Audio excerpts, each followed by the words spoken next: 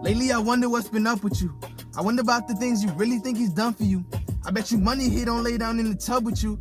I know for sure you subbed him in, but only as my substitute. I miss and love you too, and that I truly confess. He likes you best in the sundress, so when you undress, I hold my ground. No, I know this ain't no contest. I'd rather write this verse before I write you out a long text. But is he a better me? He ain't a better me. I think you trying to drown all of our memories. I turn your heart cold, you froze, my girl. We playing freeze tag. Hey, what's good, people? Welcome to the Cassius Morris Show. Thanks for tuning in to this segment. Now we got a very special guest on the line. You're in Atlanta right now, is that right? That's correct. That's right. Calling in from Atlanta, Georgia, is my man, Lizander Mendez. How you doing, dude?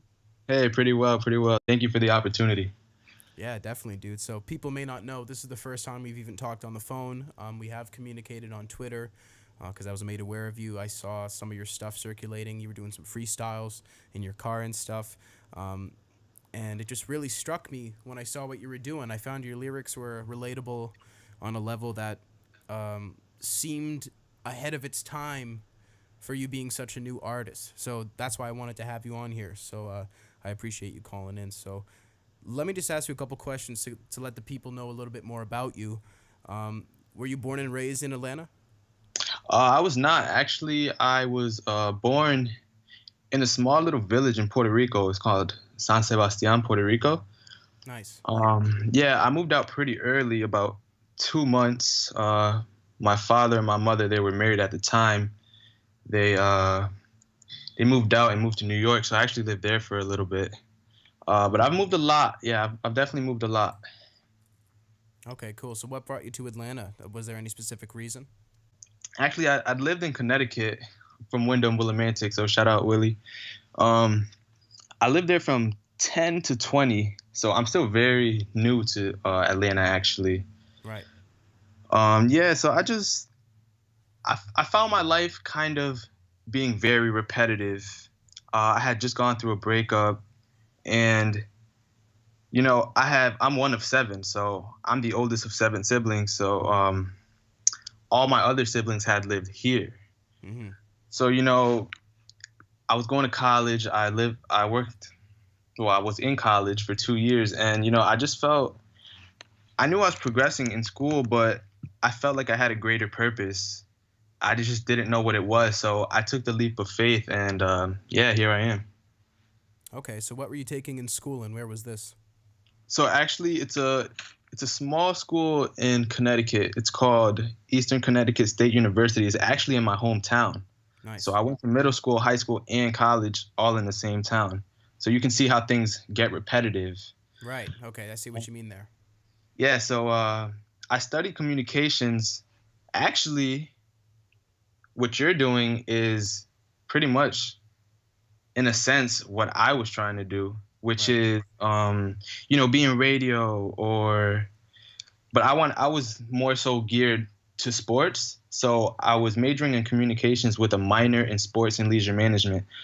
So I wanted to do sideline reporting or PA announcing or, you know, something that I could be close to a sport and just talk about it, watch it, and get paid to do so, you know? Yeah, for sure. And that's really cool. I was actually in some broadcasting classes with people who are interested in that. And, you know, that was actually a side of broadcasting I never even considered. I think it takes a tremendous amount of skill to be able to do that. So how long were you there? So, yeah, I was there for 2 years. What made that passion die down and why exactly did you decide it wasn't right for you? I knew it was something that I would have fun doing, but I wasn't 100% sure that was the end game, my true passion, you know? I kind of felt like I was going through the motions in school. I'm a good student, like I'm an AB student. So, you know, I'll get by with good grades, but in the grand scheme of things, it's just hard for me to grasp the concept of working for someone else, you know? Oh, and I know, yeah. I totally relate to that, dude. So, and it, you know, not to bash college or anything, because I went through 2 years and, you know, I might still finish school. Like, I'm not sure yet, but I just don't really like the idea of going into something where you're not entirely sure that you're passionate about it and pay a tremendous amount of debt, you know? And then a lot of times people will go through 4 years of schooling to not even work in the field that they had studied. So, I mean, I just feel like people will give this conception that you need school to progress and to, elevate yourself. But I don't think so. I think you can be self-made without it. So I guess we'll see. Yeah, no, you raise a very, very good point.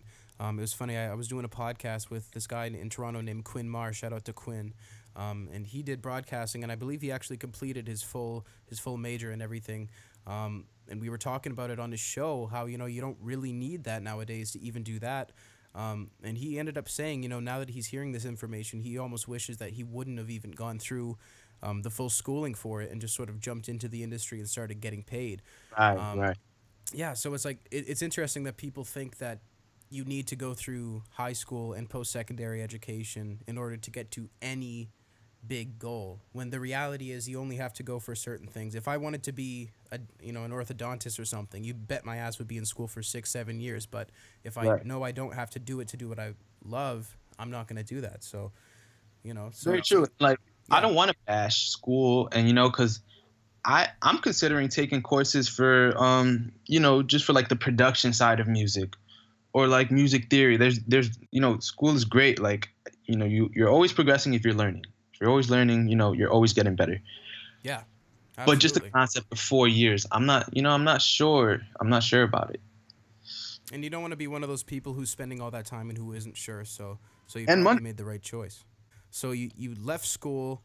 Now, what's your first course of action at that point? Do you just dive right into the music, or do you start working elsewhere? And when does the music come in?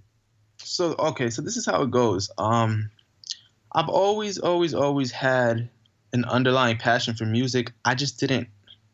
It was just kind of in the shadows. I didn't really know it. It was just instilled in me. It's weird. So growing up, I played the drums in church, and I played the flute actually in middle school and high school. I've always had an interest in music, just instruments, just the way it works. But I didn't know it yet. Actually, when I was 10, I think I wrote my first song. It was terrible. It was complete. But it has to be your first song. Yeah, and I posted it on YouTube actually. I was freestyling with my boys. I would do that a lot for leisure, just chilling. We'd be in the car, we'd be at a friend's house or whatever. But a lot of people would tell me, yo, you actually have a talent here. Like, you should dive into this. And I'm like, nah, man, like, I don't take this serious. I just do this for fun, And I never wrote anything, but I figured once I left Connecticut, I figured I should just, especially moving to Atlanta where you can be very artistic and it wouldn't be a big deal. I was just like, you know what? Once I get to Atlanta, I think I just want to try new things and just dive deep into my passions, because I won't be going to school. So that won't be, consuming me. Right. And I told a couple of my friends, I was like, yo, I just have a feeling. Once I get to Atlanta, I'm going to really pour my heart and soul into this and just see where it takes me. Who knows? I just have that feeling. And sure enough, one thing led to another. I wrote a couple things, and yeah, now I'm here. That's really interesting. So was part of it in your mind in making this decision due to the insane shift in the hip-hop culture that we're seeing coming from Atlanta with all these influential artists? Was that, anything to do with it? So I always knew that when I'd hear really dope beats, I'd always tell myself and my boys, like, yo, I feel like if I write to this, I would kill this. Mm-hmm. But I would just say it. I wouldn't really take action. And so the only times where I would write is after like traumatic events, like I said, the breakup, or I had a difficult childhood growing up. So, I would write about that a lot, and just things. It wasn't a consistent thing. It was literally like I'd write a verse or something once every 5 months or something. So it's like, but then I was really, really, really influenced by Russ. Like he definitely influenced me, and just his character and just his story and his persistence just made me feel like I could do the same thing. Because, I'm sure you know the story, no studio connects. No industry connects, and really just self-made. So I knew I had the talent. I always knew it. I just didn't apply myself. So I just took action. I was like, I see these people in their cars doing this and that, and I'm like, why can't I do that? So I did. And so my first video ever was freeze tag. That's my pin tweet for those who don't know. Mm-hmm. But yeah, that was my first ever. And at first, I didn't get that recognition, obviously, because Russ hadn't hit me yet. But even off of that video, I had a couple friends reach out and like, yo, this is a lot better than I thought. Yeah. Or you would be capable of, because nobody knew me as an artist. I was just a regular dude. I just went through school. I played sports. Like, I was just an average Joe. Russ was definitely an influence for me, and he kind of makes the whole vision seem attainable. Mm-hmm.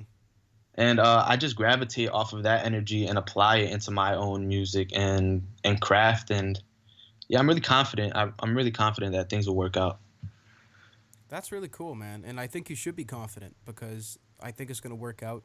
What you say about Russ making it seem attainable, I think that's a really key thing that his fan base gravitates towards. And one of the things that makes him, his fans almost get addicted to him right away because it's just, that whole concept and that whole idea empowers people to do so many different kinds of things. It sort of is just, you can apply it to whatever you want to do. So it's just a mass thing. I really appreciate that about him. So you posted your first video on Twitter. It started going well. How many videos did you post until Russ hit you up, and how did you exactly get the attention of Russ? Because I've tried to hit him up. He's a super busy guy, of course, got millions of followers. How does that work out for you? Okay, so I posted 4 videos. Mm-hmm. So I'm very new. Mind you, I don't even have much experience writing music. Right. So this is just all experimenting, and with no true expectation, really, because at that point I'm at like 300 followers, just nothing crazy. I'm getting probably like 10 retweets, maybe like 25 likes, 30 likes, just small, very small. Which is completely normal at that stage. Right. And, I knew this stuff was good, but I didn't have any true expectation. I was just like, I just want to try this. So, but then Russ had made a song called Wife You Up, and it was going crazy. And, it's more so a singing song. Mm-hmm. So, very catchy, very melodic. And so he had tweeted, he was like, let me hear your covers. So I was like, wow, let's see if I can gain some attention. Let's see if I can, apply myself to this and do something with it. It didn't even feel like me initiating it. It was just kind of like my inner self, like, yo, get up and do this. Right. So I go into my car and I pick an old beat. It's an old beat. It's like an R&B beat. So which completely changes the direction of where that song is, because that song has like a catchy vibe, but it's the type of beat that I use was more so like a 90s R&B beat. Mm-hmm. Right. So I get in the car and I just start singing the hook, baby, you're one of one. But I tried to make it so that it was completely different, something that would be very appealing and different. So you would have no choice but to acknowledge it, Yeah. So I did that. I probably did like 50 takes on it, really. I wanted to get it perfect so I could have that opportunity. Mm-hmm. And I probably posted it at like 3 p.m. and very little love, like probably like 3 retweets. I'm playing 2K with my boys. It's late night. It's probably like midnight. My phone is face down. I pick it up, I check it, and I have so many notifications on Twitter, and I'm like, what's going on? Like, what's happening? Until I open up, and then, at Russ Diamond quoted you, and he just gives a lot of praise, like, whoa, this is really dope, like, really unique spin on this. And I freaked out. I was like, yo, this dude did not just compliment this. Like, this was, like, this guy, I would really say is a big inspiration for me to start doing what I'm doing. And the fact that he had commented and really appreciated what I did over one of his songs was super dope. That's so I'm next like, level. Yeah, like, it's like, whoa, like, this is cool. So I'm freaking out, whatever. Like, I'm getting followers, I'm getting a lot of attention or whatever. Like, I turned the Xbox off. I'm like, yo, screw this. Like, I don't need this. Like, Throw that shit out. yeah, I'm bugging. So what's crazy is, I guess he appreciated it so much that he clicked on my page and had saw my pin tweet, which was freeze tag.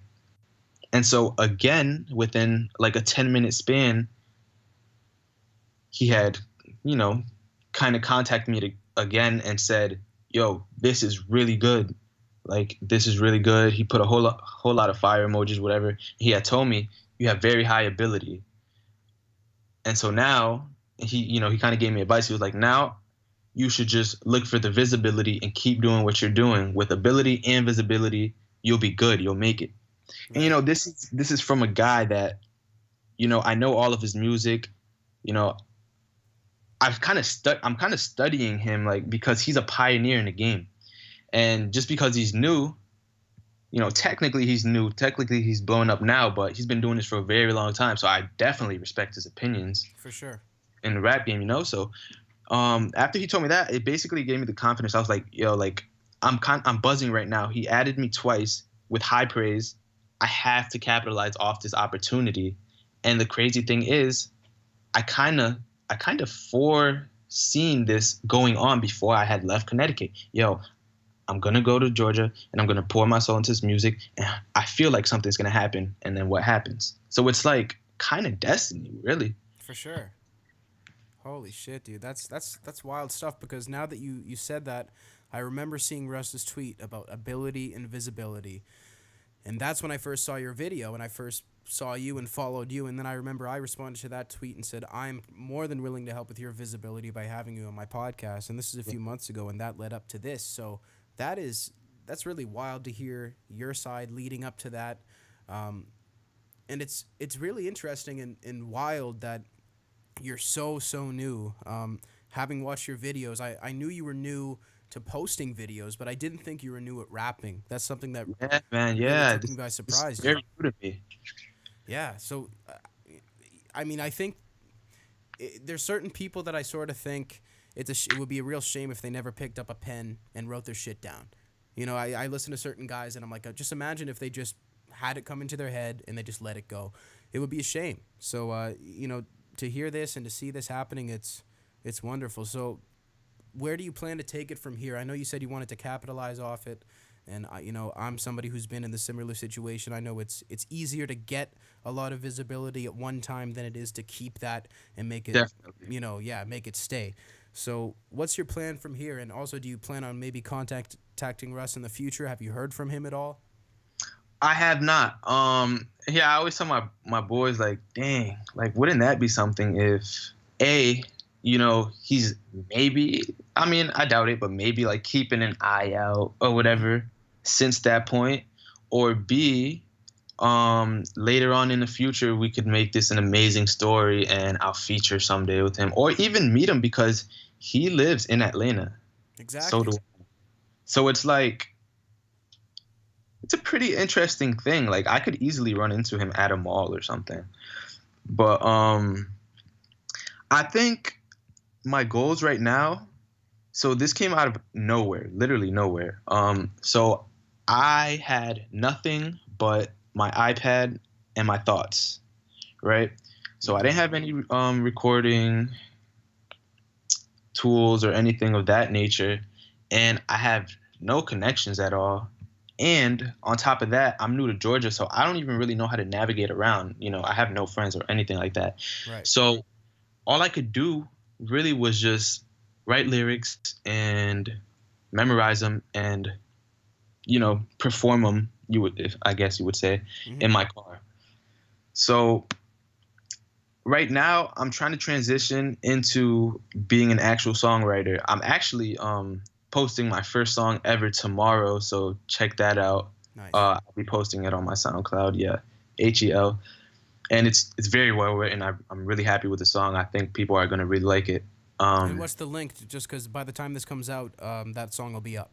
Twitter, at Lizander, Lizander Mendez, Mendez, no spaces, no capitals, none of that.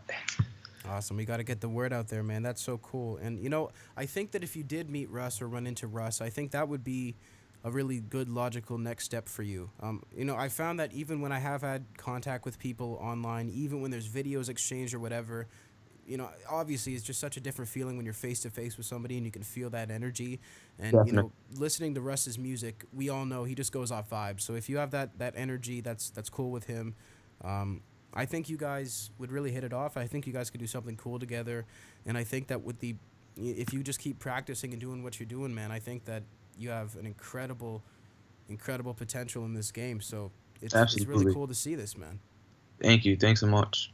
Absolutely. Is there anything else you want to add about where you're going or what's going on next? Yeah, man. I'm just constantly progressing. I'm writing every day. I'm trying my best to just get better every day. I think I'm here to stay. It's very early, but shout out to the fans and shout out to everyone that's supporting, because it's not a very big amount of people, but they're extremely consistent and they really genuinely want to see me win. Yeah. So shout out to them. I'm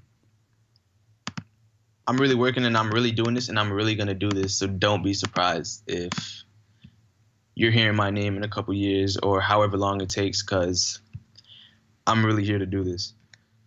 That's right. And that's why I believe that you should help the people. If you're in a position like mine, I have a responsibility to, if I see something like this before that point, to help that grow in whatever way I can. I feel like it's an important thing. That's my way to give back, not only to my listeners, but to the music community. I think it's an incredibly important thing. By the time I was aware of Russ, it was too late. I'd sent 7, 8, 9 emails for an interview, no response. You can't be doing that. So, and on the amount of people supporting it, just to close it off, I always tell people, if you can't be consistent and consistently entertain a fan base of 200 people, then you are not in any reality going to be able to entertain 1 million plus people, 2 million, 3 million people. If you're not able to grow that fan base of 2,000, you don't deserve 2 million. So that's my advice to anybody out there. Just ignore the followers, ignore everything. If you have people who are listening to your shit, they're being consistent,